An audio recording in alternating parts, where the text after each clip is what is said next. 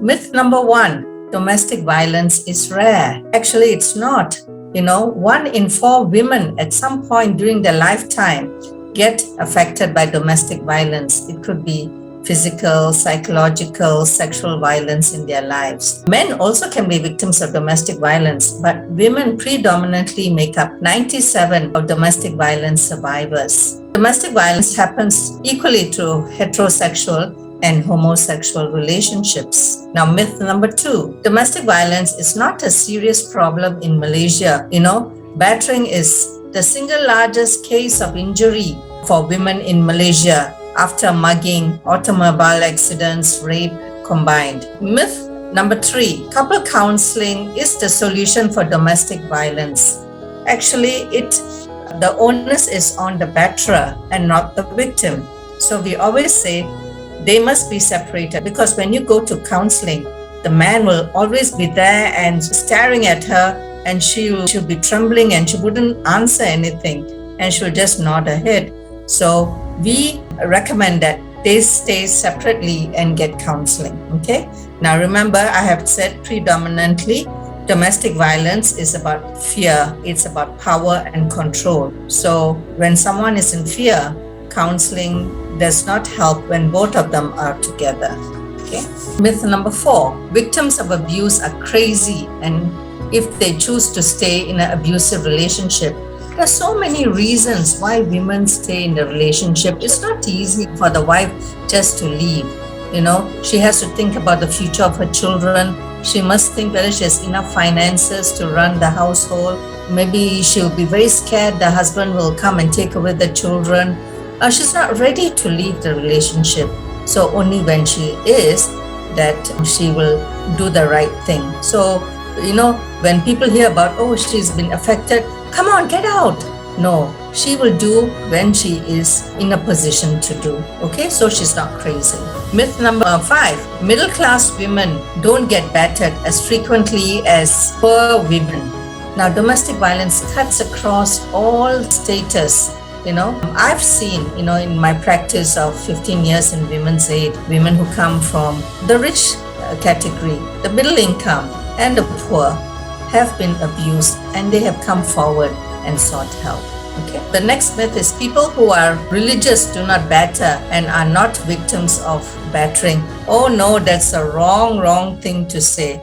We've had clients whose husbands were pastors, priests, and imams, and so and they are the ones who are most fearful of reporting. But when they cannot stand it, they will come and seek for advice, and later if they have to go and do a divorce, they would.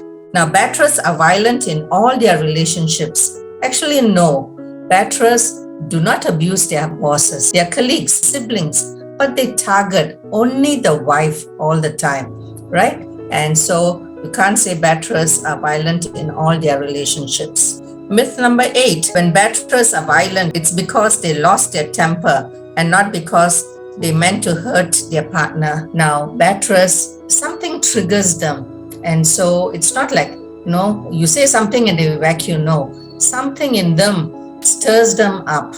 And so when they don't like it, the pent-up feeling comes up.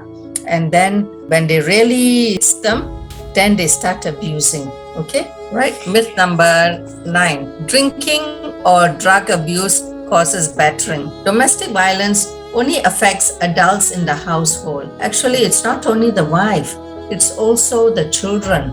It affects all of them. It affects the maid in the house. It affects maybe the parents in the house. So everyone in a family gets affected when the batterer, predominantly the male member, starts abusing the wife. Victims of domestic violence grew up in abusive families. It's actually not true.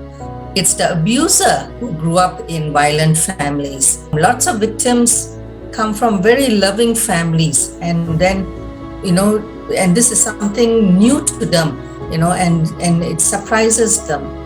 Whereas in the batterer's family, his father would have hit his mother, his grandfather would have hit his grandmother, and so it's a learned behavior. And so a batterer uses this this technique that he has observed and learned and uses it on his wife. Abusers are unsuccessful and lack resources to cope with the world. Oh my gosh. No, it's abusers are doing very well in this world. They are CEOs, they are businessmen, they are datos, they do very well in whatever in their career. But something in them makes them abuse their wife. Okay? Betrayers will stop the violence when they get married. This is a myth. Totally. Lots of mothers will, they know their sons are bad-tempered, there's so much of outburst in the house, and they'll say the only solution is to get them married. Please, this is a mistake. Get him treated, get him to be gentle and kind, and then get him married. Okay?